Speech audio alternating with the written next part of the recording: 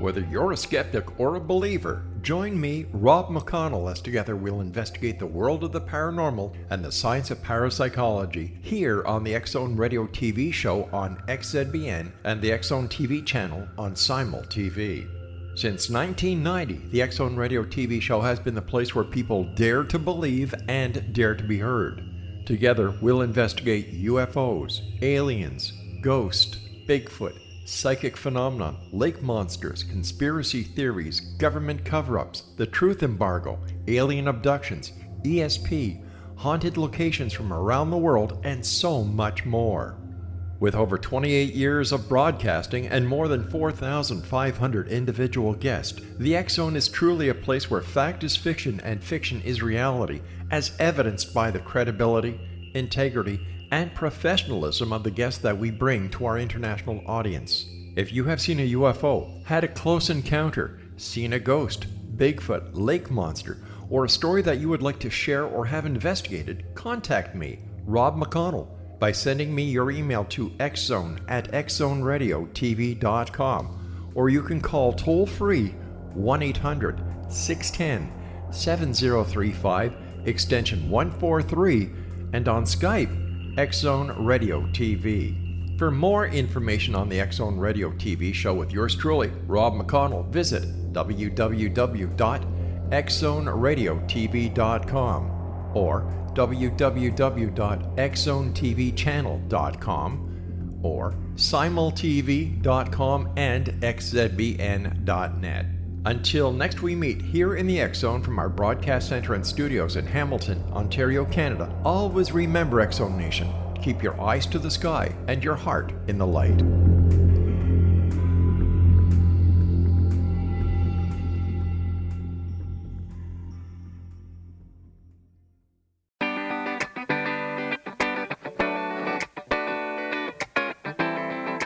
Welcome to the Connecting with Coincidence radio show with Dr. Bernie Beitman, MD, bringing together the world's synchronicity experts to help you use meaningful coincidences to develop spiritually, psychologically, and practically. For more information, put Connecting with Coincidence into your web browser to find the book, website, Psychology Today blog, YouTube channel, and Facebook page. And now, here is the host of the Connecting with Coincidence radio show, Dr. Bernie Beitman, MD. Welcome to CC with BB. Yes, this is Dr. Bernie Beitman, MD, with Connecting with Coincidence. Look up in the sky. There is a mystery of a coincidence up there. The sun and the moon are 93 million miles apart, yet appear to us on Earth to be the same size. Think of the solar eclipse. The moon passes in front of the sun, blocking the light, making daytime into night. The moon is just the right size at just the right distance to act as if it's the same size as the sun. What a coincidence! What a coincidence? The moon and the sun have been major symbols for generations of human beings. Yin and yang, male and female. The coincidence of their same size could be a message to us. Balance our opposites. Pay attention to coincidences. We here are coinciders. We experience meaningful coincidences. We become insiders together, finding the symbols popping up all around us. We look through the lenses of synchronicity and serendipity and find guidance and connections that expand the filters of conventional reality. Our minds are immersed in a mental atmosphere, the psychosphere, through which we can be telepathic and sense the future. We can also use the psychosphere to activate our human GPS, the ability to get where we need to be without a map. Sharpen your sensitivity to coincidences. Examine their potential uses and explanations. Read my book, Connecting with Coincidence, and learn along with me. Synchronicity, spoken here. Our guest today is Pagan Kennedy. Pagan tells stories about cultural rebels, humanitarian inventors, and scientific visionaries. Her 11 books include The First Man-Made Man, a study of the transgender pioneer Michael Dillon. Kennedy's journalism has appeared in dozens of publications, including the New York Times. for which she is now a contributing editor in the opinions section. She is also co-producing a serial podcast for the Radiotopia network. Pagan is the author of the forthcoming book, Inventology, How We Dream Up Things That Change the World. As a Knight Science Journalism Fellow at MIT in 2010-11, Pagan studied microbiology and neuroengineering.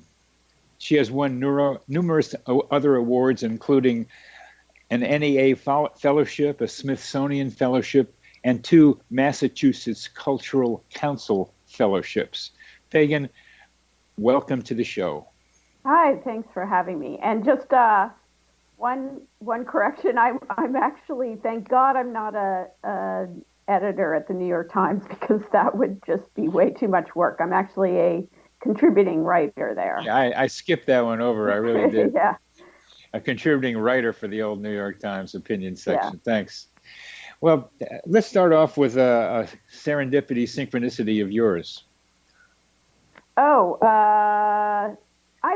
you know what? I'm not a believer that there's anything out there that's outside of my head that is causing serendipity or synchronicity. I'm a firm believer that it's all happening inside my head and our heads. And but I think that in itself is fascinating enough. And I've been covering invention and ideas, sort of how people come up with ideas, for a very long time as a journalist. And one of the most fascinating things to me is the whole realm of what we call accidental invention. So I think that's probably the closest kind of area to what you're interested in. It's a matter of how you think about things happening, and particularly the definition of chance, which we'll get back to. But how did you get interested in writing about serendipity? Well, honestly, it actually started when I was asked used to write for the New York Times Magazine, and I did a column for them called Who Made That? And every week they would give me an object. Often it was not an object I picked, but one that would look like really nice in the picture, because they had these gorgeous, huge photographs. And then I would have to go find the story behind it. So that was like a graduate level education in how things get invented that I was treated to and paid to do, which was just eye-opening and amazing. So I talked week after week with people who had come up with these ideas that often these people themselves were not known, and it was often very hard to find them. But their products or what they invented were very well known. So like the thing you pick up, the ball hopper that you pick up tennis balls with, that would be an object, or the super soaker, or the ice cream cone, or, and in some cases the people were long dead, but it was still really interesting to look into their stories. So I began to notice patterns in how there was like a certain point where I'd done like 30 maybe of these stories and talked to a lot of inventors.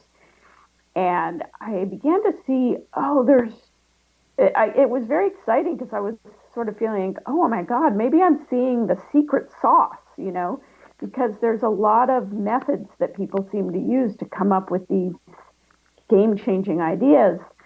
But it wasn't one secret. It was definitely several different ones. And the way things that came into the world fit a number of different patterns. So one pattern, which is not as relevant to you, is that there are people whose job or life situation puts them in the way of a great idea, and they know things. For instance, surgeons are incredibly inventive because they know things about surgery that nobody else knows, and they know things about the problems, that things that go wrong in surgery and go wrong with the tools.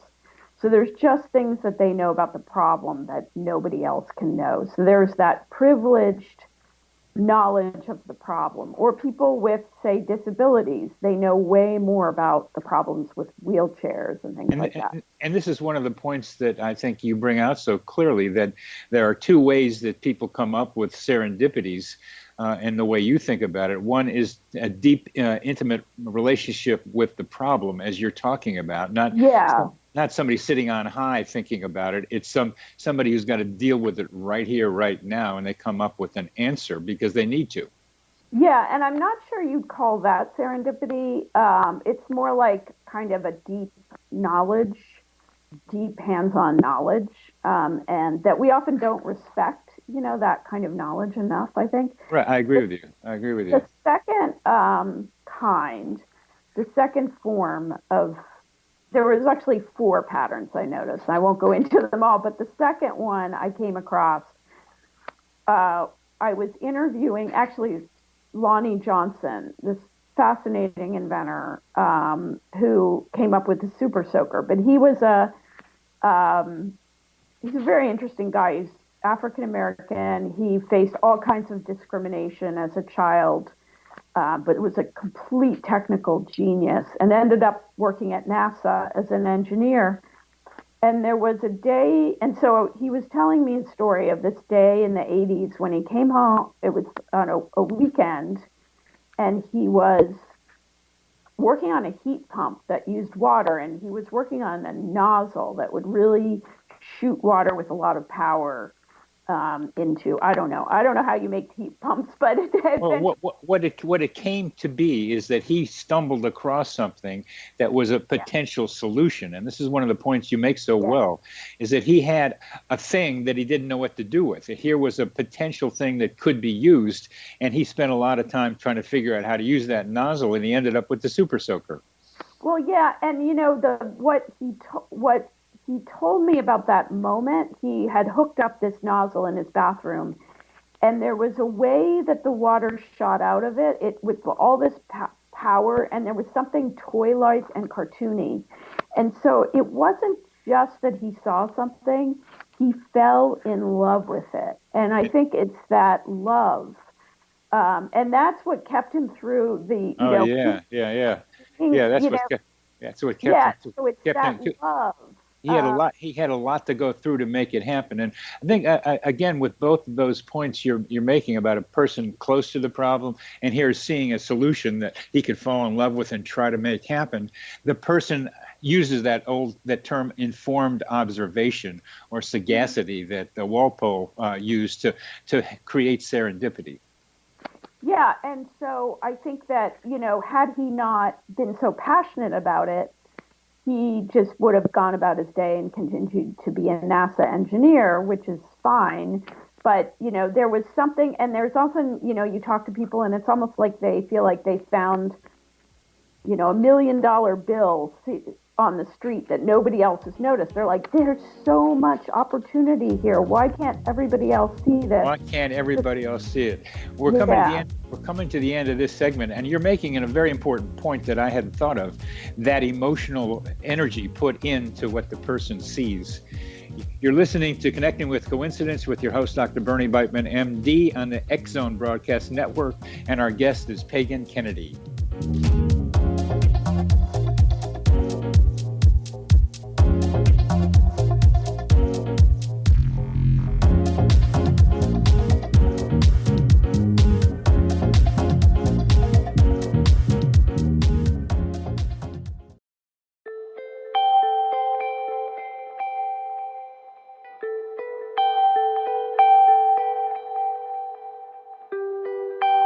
It's hard to listen to the news without realizing we're living in volatile, unprecedented times. Yet never has there been such an opportunity to transform the human condition. As old structures fail, where can we find the guidance to co-create a better way? Find Your Path Home is an ever-evolving, leading-edge information, education, and healing resource center designed to support and guide you on your path to unity and enlightenment.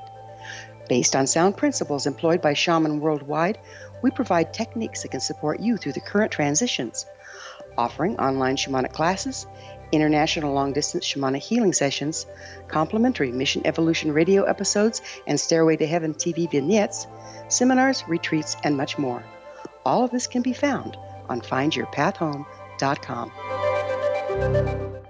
So I was watching the X Zone TV channel last night when I was abducted by aliens, and they kept repeating to me over and over again, simultv.com, simultv.com. What's simultv.com? That's what I asked them. They had it written on the side of their UFO. How do you spell that? UFO. No, I mean simultv.com. simultv.com. simultv.com. Right. simultv.com. Interesting that you were abducted by aliens in a simultv.com UFO last night. Oh, yeah? Yeah. Now that you mention it, I remember now last night I was awakened from a deep sleep. My great-grandmother was standing there. She said she'd come from the hereafter to tell me about simultv.com. She even spelled it out for me. simultv.com, sonny boy. simultv.com. simultv.com, sonny boy. Wow. Yeah. Guys, you'll never guess what my psychic guru just told me. simultv.com. Exactly. Are you guys psychic too? Of course. We all know about simultv.com. simultv.com.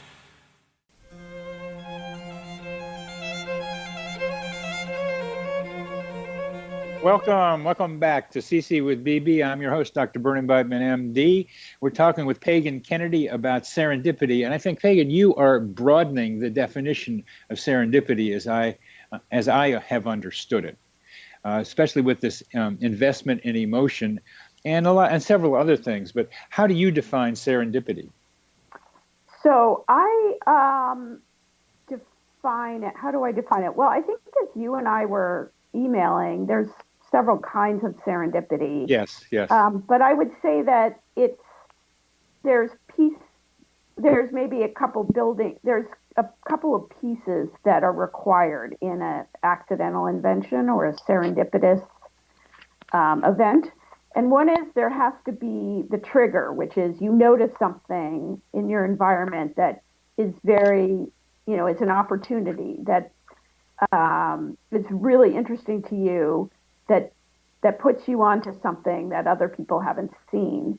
But so you have to have that accident, but you also need to have, as Walpole said, you have the kind of event and then you have the sagacity. But I think that we tend to get a little too hung up sometimes on the event.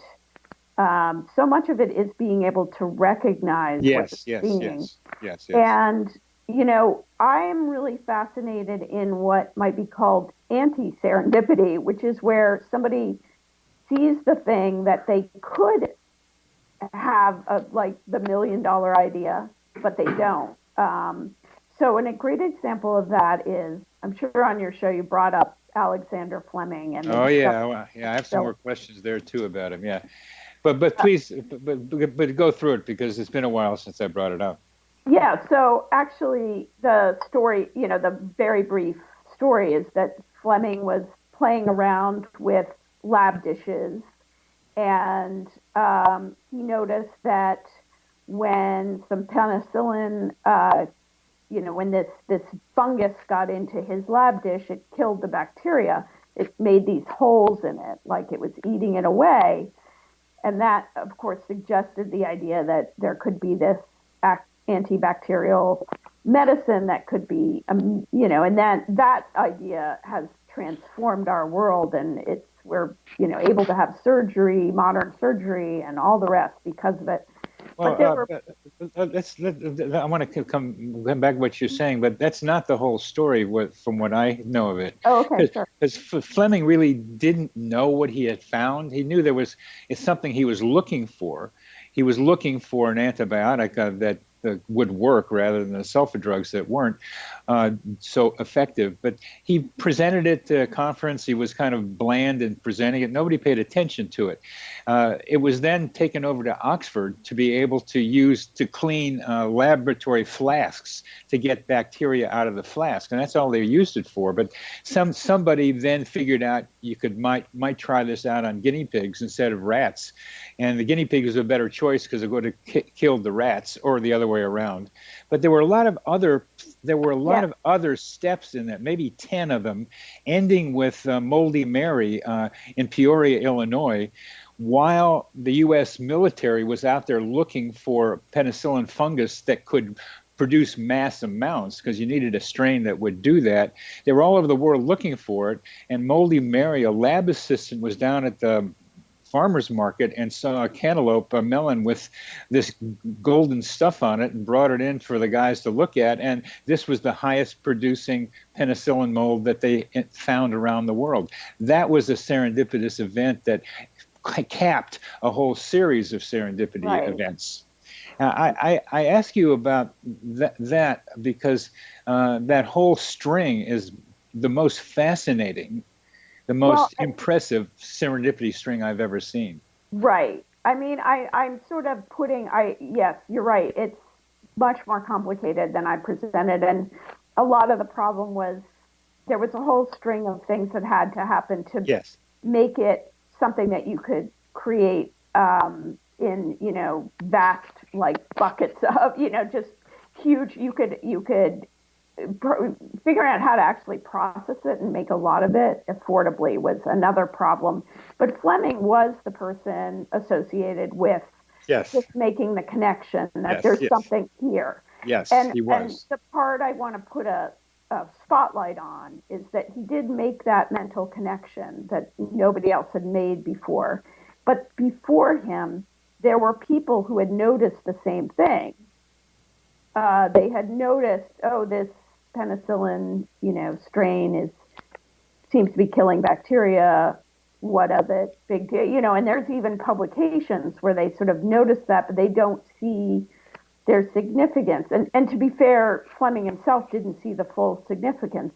No, he didn't. He didn't. Of this, but he was kind of the first step. You know what I mean? So what interests me is the people before Fleming who didn't see it. And in drug discovery, actually the whole world of drug discovery and artificial sweeteners is a world of serendipity, because there's all kinds of things that you can't logically figure out. This is really interesting how you're thinking about this, because you have been able to come up with the iconoclasts, the people who see things other people don't see patterns that others don't see. But what strikes me in what you're telling me about the anti-serendipity people who did not notice, but they did kind of notice and did write it up. They just weren't right next to Oxford, who somehow heard that Fleming had this stuff that could then clean out laboratory flasks. That was a link that is much more important now that you're telling me about the anti-serendipity guys, because Fleming could have been just like those other guys, unless the flask needed to be cleaned and they knew they could get it from Fleming. Well, I would argue that he saw use in it and was excited about it in a way that other people before him, they may have mentioned it, but they didn't see anything in it. And so that's what interests me, is that because I think that we are kind of probably often in an anti-serendipity state where we're seeing something that could be of enormous value and we're just not realizing it. Absolutely. And it's one of the points I've been trying to make about how much there is out there that can be useful to us. I call them coincidences that we don't pay attention to. It's not just about inventions. It's about ideas. It's about helping people with problems and with decision makings, making them aware of psychological things that they might not have been aware of. So I am trying to do something like what you're describing, which is become aware of the potentials around us. Yeah, I mean, part of that is, and I'm not sure how you do that exactly. I mean, some of the people who, you can find cases of this, the people who did notice. I think it's really interesting to study the people who did notice versus the people didn't. And like you say, some of them happen to be in the right place where they could actually have the power to make use of that revelation. But often they're very similar, in their just being lab researchers who, there just was some, and I actually think that it comes down a lot to this emotion, whether you get excited about it or not. Oh yeah. Emotion's a big driver, yes. And I think that's also because I've interviewed so many inventors, and there's a real piece of their personality that is they get very excited and they're not driven, as opposed to like you watch Shark Tank or something, you get the idea that first of all, you're not going to make, most people who come up with these major ideas that change the world, they don't benefit from it. Yeah. I just want to say that, it's they true. are doing it because of the love, because they want to change things, or they're just excited about an idea. And it's sort of, there's a sort of paradoxical effect. Whereas I think if you really are driven by the need to make a lot of money or to get results, you may not stop to notice some of these things. There's a somebody's law that says if the idea is named after someone, that person didn't invent it. Right. And that's so clear what you're saying, Pagan. It's about that it's the love and drive, curiosity that makes it happen. They just get caught up in what they're doing and thinks it's so wonderful. And then somebody else comes along and says, well, I can make a little bit of money on this here, honey. So they come along and make their own name for it. You've described people as super encounterers. You've used the term serendipiter. I think you're describing what a super encounterer is. Are there any other characteristics? Yeah. Well, I should say that term super encounterer comes from a scholar named Sanda Erdelitz. And she did these really interesting studies where she looked at how people do research. And she saw that there are different styles. And there are some people, and this really gets to serendipity versus anti-serendipity. There's some people who, they have a research paper and they're like, I need to answer this question. So they just they march along and they do it, and they don't get distracted. And they just, figure out what they're going to do, and they do it, and they don't go on any side trips. Well, let's we have to stop coming to the end of this segment. We're talking about the single focused person who puts the blinders on to get the thing accomplished. That's one subset that you're talking about that Erdelitz was mentioning. You're listening to Connecting with Coincidence with your host, Dr. Bernie Beitman, MD, on the X-Zone Broadcast Network, and our guest is Pagan Kennedy, and we are talking heavy about serendipity.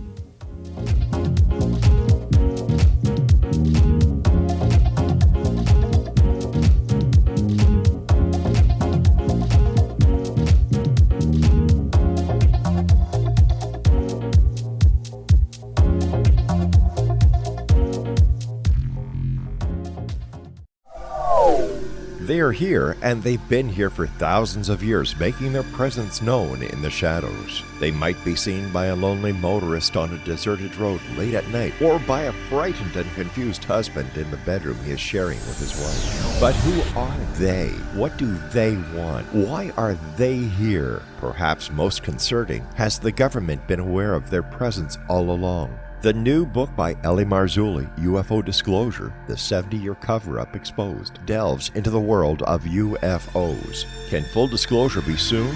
Order now and receive a free hour and 37-minute DVD on the UFO phenomenon. UFOs are real. Get both the book and the DVD, a $40 value, for only $19.99. To order your book and DVD today, go to lamarzulli.net. That's LAMARZULLI.net.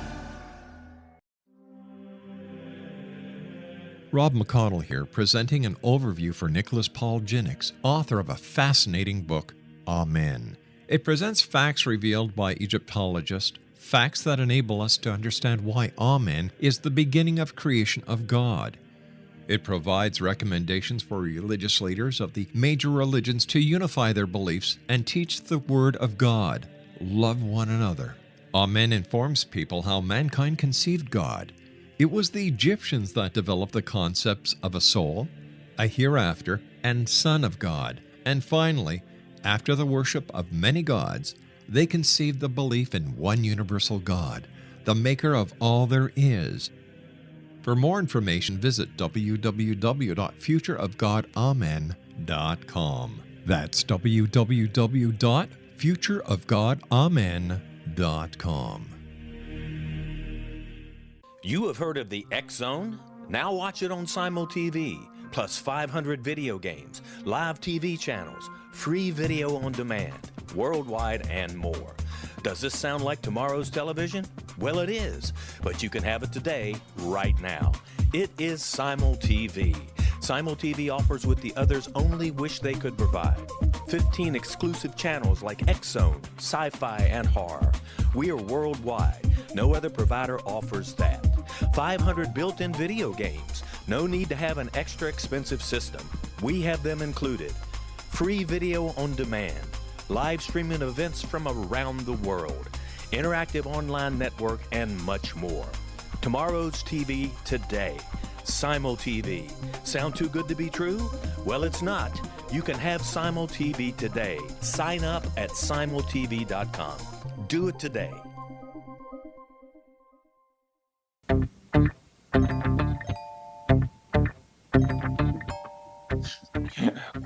Welcome back to CC with BB.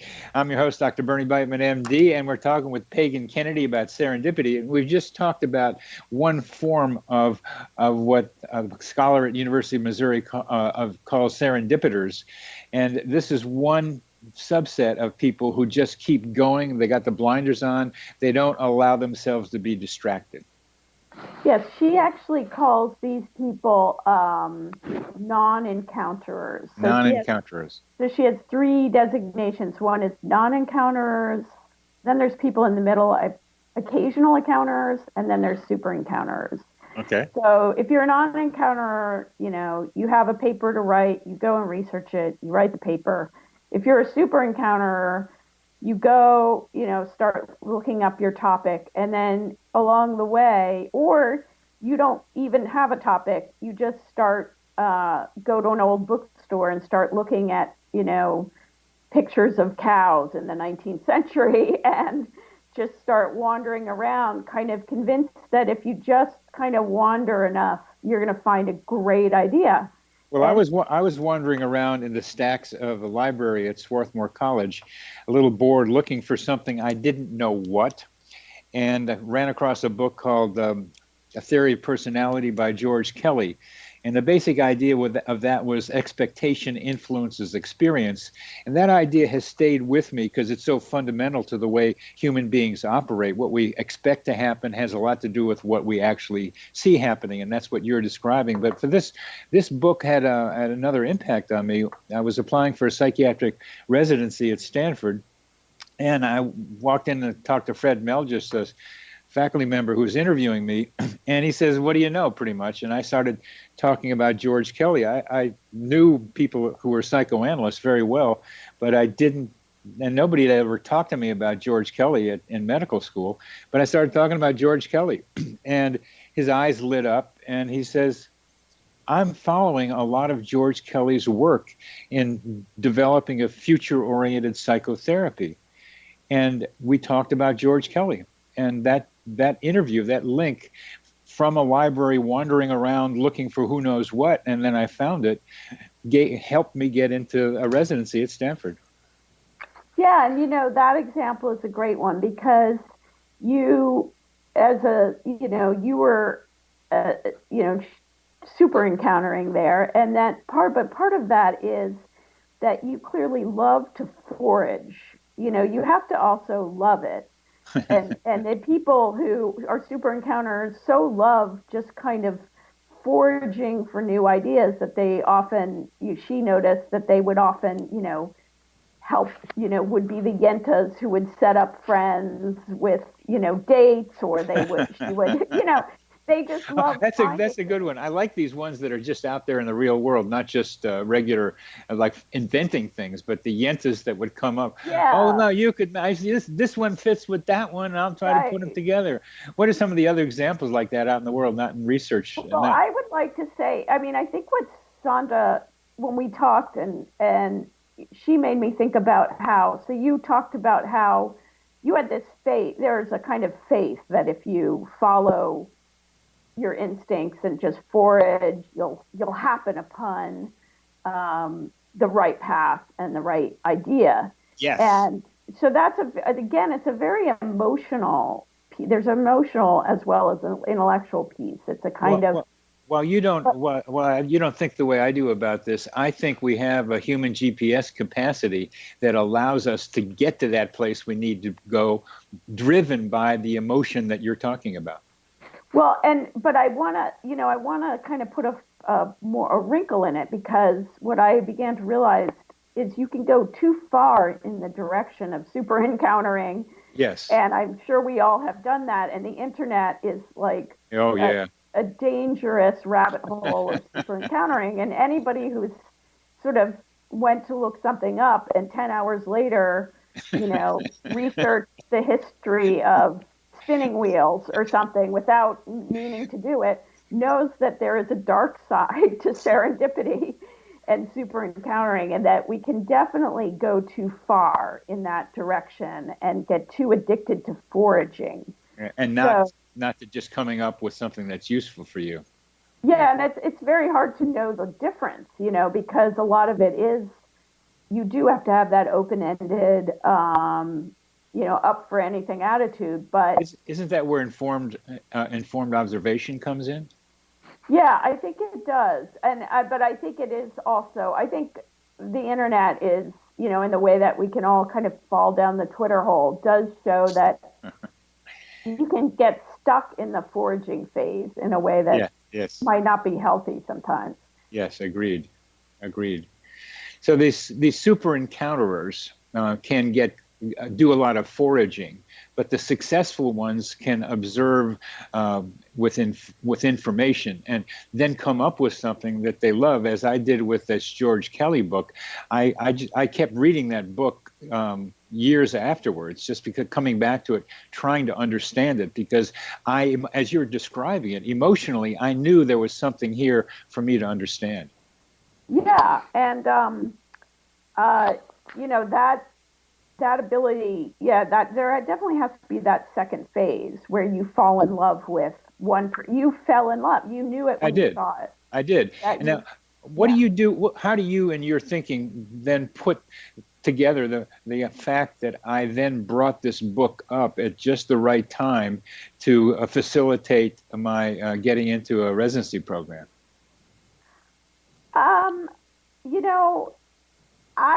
Who knows? You probably were talking about that book a lot at the time if you were excited about it. So there may have been. I was not. You weren't. They weren't interested in that on Haight Street in the late 60s. They were not interested in that. That wasn't the thing that we were talking about. It was more like tarot cards and astrology, not George Kelly.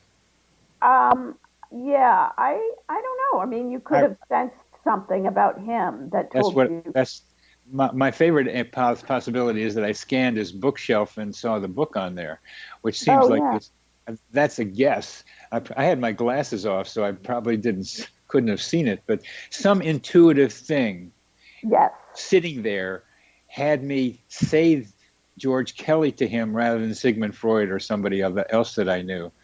And that's the mystery that I look at, is how that happened. And because we may differ in how we understand these things, I'm very interested in how you would explain how I brought that up at this time after having been in my mind for several years.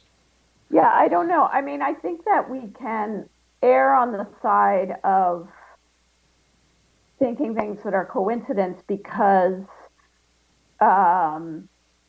we discount just how many random things happen, and we pay attention to the ones that seem significant, but there's, thousands of more times where you didn't make a connection. Right. And so we tend to just look at the ones where something turned out in an interesting way or looked like a coincidence. I would say, that's a way of not seeing how many non-coincidences, mostly life is non-coincidences.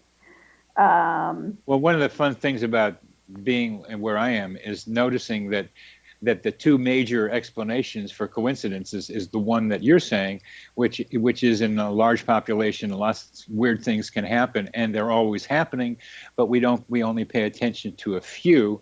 David Spiegelhalter was on the show last week, and it was really fun seeing how he thought.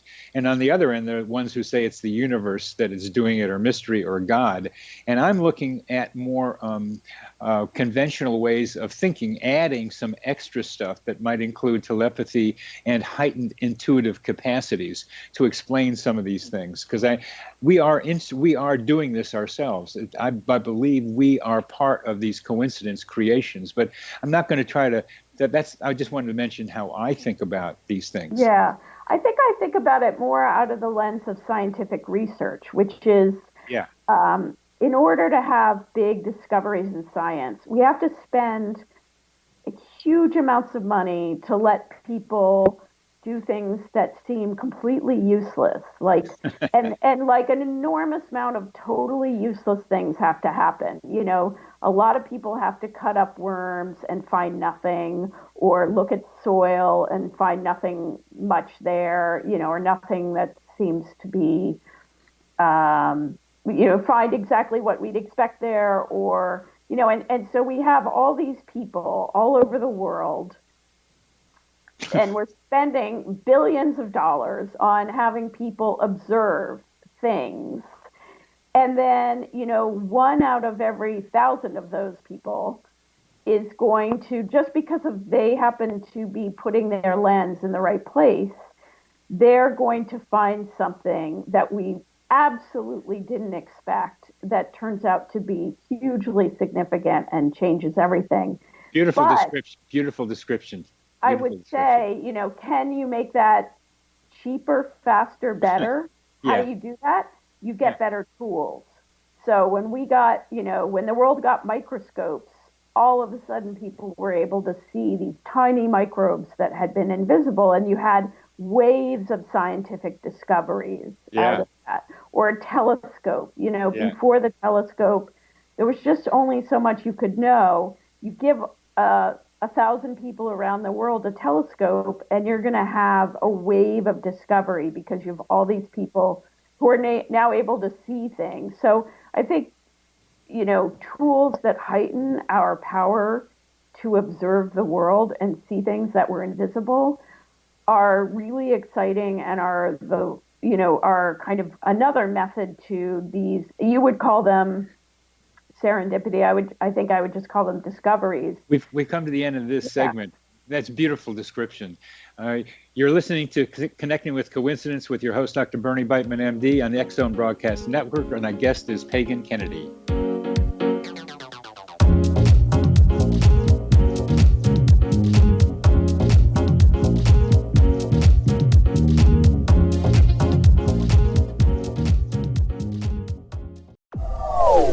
They are here, and they've been here for thousands of years, making their presence known in the shadows. They might be seen by a lonely motorist on a deserted road late at night, or by a frightened and confused husband in the bedroom he is sharing with his wife. But who are they? What do they want? Why are they here? Perhaps most concerning, has the government been aware of their presence all along? The new book by Ellie Marzulli, UFO Disclosure, the 70-year cover-up exposed, delves into the world of UFOs. Can full disclosure be soon? Order now and receive a free hour and 37-minute DVD on the UFO phenomenon. UFOs are real. Get both the book and the DVD, a $40 value, for only $19.99. To order your book and DVD today, go to lamarzulli.net. That's LAMARZULLI.net.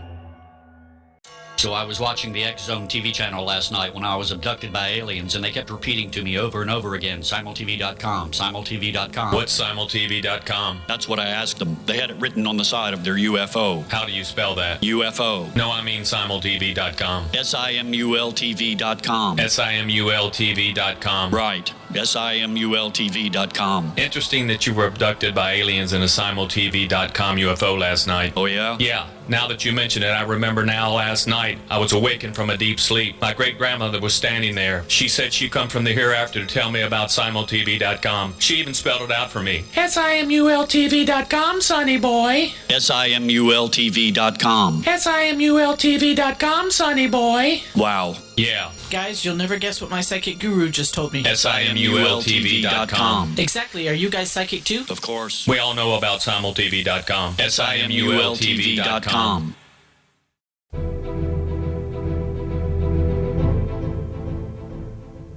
Welcome back to CC with BB. Our guest today is Pagan Kennedy, and we just got a good look at how Pagan thinks about scientific discoveries enhanced by new technological inventions. One of the other points I've seen you wonder about comes from a paper entitled On the Exploitation of Serendipity in Drug Discovery. And they were puzzling over the reasons that in the 1950s and 60s there was a bonanza of breakthroughs in psychiatric medications, and that run of serendipity has ended. I'm a psychiatrist. I'm interested really to know why you think that happened. Yeah, that is so interesting. You know, we had these actually, so many of the major blockbuster drugs were discovered at mid-century in the 20th century. And this was a time, like we were talking about penicillin and all the antibiotics. And then there were all the major psychiatric drugs were discovered. Many of them were discovered in the mid to late 20th century. Right. And things have really started to dry up. Oh, yeah. And around the time, so what changed? Well, a lot of those discoveries were happening when people were just randomly, first of all, you had people who were doctors were spending a lot more time with patients. So they were observing patients, and they weren't trying to necessarily discover drugs, but they were spending a lot of time with patients who had weird symptoms. And then you'd say, well, what happened? Well, maybe they took a drug for some other condition, and it changed their mental outlook, or it changed their something that happened to them physically. So there was that was true of the tubercular drug, and it was a research project and they were using iproniazid as an anti-tubercular drug, and the patients got happy. And then it became something that looked in more deeply, and it became a monoamine oxidase inhibitor, and that set the stage for one form of antidepressive. Yeah, that's very well put. So you might say, so that old method was just we just have a lot of doctors observing things and trying random compounds on people with no plan. That's right. And we'll just see what happens. We'll see if it works. Yeah. And having no idea about what might work, but just sort of trying, just complete randomness and then observing what happens. Yeah. And so it was all kind of That's right. what you might call accidental. When it did work, you'd say, hey, what was that? And figure it out. And then the whole community, because that's super expensive, we moved, there were a lot of people who wanted to move to what they called, rational drug design, or, real trying to figure out, well, this say receptor in the brain looks like this, and what molecule would fit. So they're trying to figure it out rationally. And that's when drug discovery fell off the cliff. And so you've got to start to think that actually just observing, and, as expensive and annoying as this process might be, kind of what we might call the accidental method may work a lot better. And there may be new ways that we can speed that up with. I think you're really describing a transition from, like, at least occasional encounterers to the non-encounterers who had blinders on and just had to try to see this rational way of doing things. Yeah, and you can see where they're coming from, because, when you're going to say we're going to spend $1 billion on research, and then you have to explain this to your boss, and then you tell your boss, well, we're just going to do a whole bunch of random things. We're going to throw a lot of spaghetti at the wall and see what sticks. That's not popular in corporate America because it just doesn't sound good. Even if it's more effective, people are very nervous about that. And the Serendipity Society, which is fairly new, and it's to me mostly European, but also U.S. Serendipity Society is, and Samantha Copeland's going to be on in a couple of weeks, who's the co-director, co-chair of this, is trying to be able to establish the circumstances under which serendipity is more likely to occur. What do you think of that? Yeah, I think it's, I think in science and discovery, I think the conditions are, there are certain discoveries where you can see the problem and come up with a solution. But there are certain times where the solution, you won't even know that the problem exists because the solution is so out there, it's so weird, and the opportunity is so weird that we're not even aware of the problem. So an example would be laser technology. There was this guy named, I believe his name was Charles Towns, in around the 1950s, and he came up with this idea of creating a beam of electrons, laser beam that would burn holes in things. And, his colleagues were making fun of him and saying, oh, you managed to what does this thing do? This is the most useless thing I've ever seen. Because before we had lasers, we wouldn't think, oh, you could use a laser beam to do eye surgery or to send information. It was, you needed or another example, a really good example is artificial sweeteners, because there are a lot of chemicals that you can't predict. You'll take away one little piece of them and suddenly the taste will change, but you can't predict that. So almost every artificial sweetener has been discovered by somebody doing a lab experiment, trying to do something else, like make, say, an ulcer drug, and then they are eating a sandwich later and their fingers taste sweet.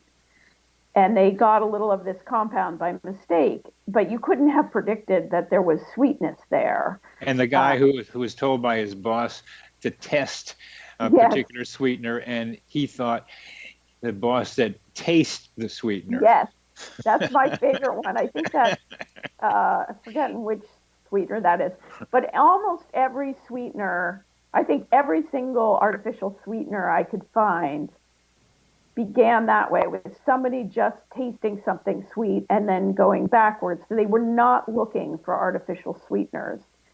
And so I think there's a lot of things where, people just happen on something that's a pre-existing solution. And then they kind of go looking for the problem to fit it, if that makes sense. Oh, it does. It does. Yeah. Those are the two forms of serendipity that I see you interested in. The one where you see a problem and you're on the ground and you know how to do something about it. The surgeons, for example, that you mentioned earlier, and then coming up with something and then seeing, well, this could be an answer to something. One of the phrases you use is using serendipity to explore the unknown unknown. Could you tell us about what you're thinking there, please? Yeah, so that also gets down to, why we have to spend so much money on science. And actually, after I wrote a piece for the Times on serendipity, and after that, and during that writing that piece, I connected with this wonderful organization called the Golden Goose Awards. Do you know about them? No, I don't. And they advocate for serendipity in science, aka spending a lot of money on science, because their whole, what they're trying to communicate to the public is that you have to give scientists a lot of money to try things, and without knowing what's going to happen. I mean, that is the essence of science. And the public doesn't, and their response, there's those of us who are older probably know about the Golden Fleece Awards, which were a Republican conservative senator came up with this idea in the 70s, I think. He would hand it out to discredit science and say, oh, well, we gave you guys $1 million and all you did was study the sex life of boll weevils. And this was to make fun of science and to try to defund it. But of course, if you're studying the sex lives of boll weevils, you're figuring out how to protect the cotton crop. Yeah. So it is very valuable. It's just you can make this whole endeavor sound ridiculous and worthless, if you want to, very easily. So that's why the Golden Fleece Awards, the Golden Goose Awards, they'll give awards to scientists who made serendipitous discoveries. So that's what they do. Okay. Probably 2/3 of the Nobel laureates out there would qualify for a Golden Goose Award because they did something that they had an accidental discovery or they had some major moment of serendipity where they saw something and fell in love with it, and it didn't really make sense, and they followed up on it.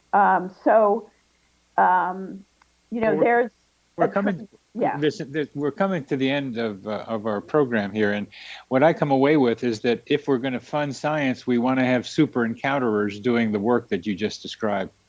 Yes, and lots of money, It's very expensive, and we need to fund science heavily in order to get discoveries. Yes.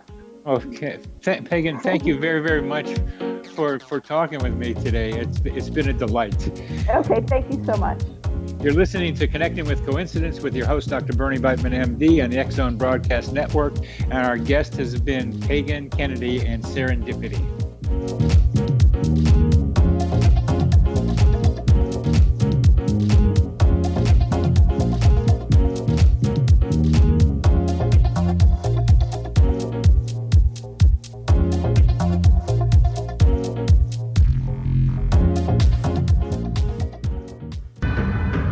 If you are looking for a safe, zero-calorie, natural option to the harmful artificial sweeteners on the market today, Just Like Sugar is what you're looking for. Just Like Sugar is a wonderful natural alternative for those health-conscious people who choose a calorie-restricted diet with a great, pure, sweet flavor that tastes just like sugar. Just Like Sugar is a great natural option for people suffering from diabetes and may be useful in restricted diet programs where standard sugars are not allowed and does not cause a laxative effect of some other sweeteners. Just Like Sugar comprises a perfect blend of chicory root fiber, natural calcium, natural vitamin C, and Just Like Sugar's sweetness comes from the natural flavors from the peel of the orange. Just Like Sugar is a natural alternative to harmful artificial sweeteners and will change the way that you believe all natural sweetener products taste. Just Like Sugar is available at your local Whole Foods markets, Wild Oats markets, Henry's, Sun Harvest, and many other fine natural food stores in the U.S., Canada, and worldwide.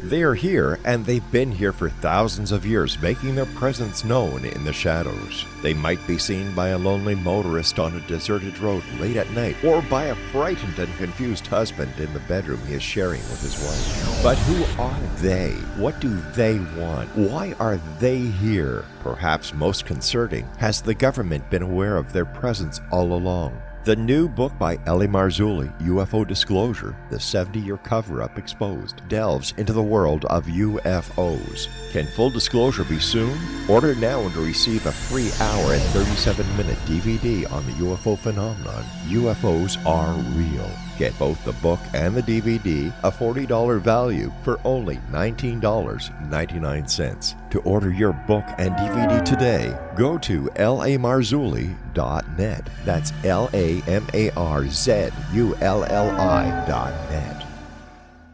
You have heard of the X-Zone? Now watch it on Simul TV, plus 500 video games, live TV channels, free video on demand, worldwide, and more. Does this sound like tomorrow's television? Well, it is, but you can have it today, right now.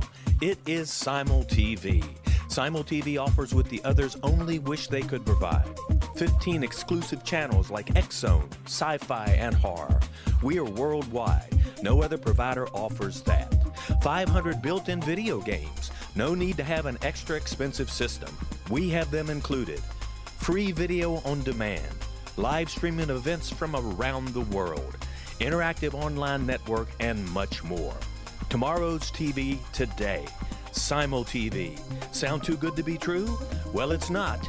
You can have Simul TV today. Sign up at simultv.com. Do it today.